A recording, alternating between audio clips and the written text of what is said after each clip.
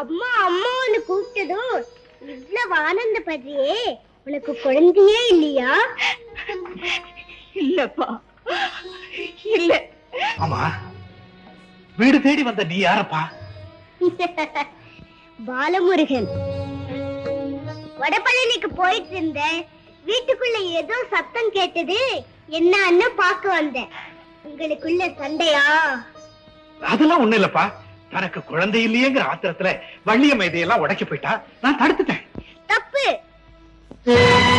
முருகா, நீ தாய் மடியில உட்கார்ந்து இருக்கிற மாதிரி என் மடியில் ஒரு குழந்தை தவழணும்னு அவனை கேட்கிறதை விட்டு விட்டு அவன் தாய் தகப்பனோட இருக்கிற படத்தை உடைக்கலாமா? தப்புதான்ப்பா, தப்புதான். இப்போ இதை மாட்டிட்டேன்.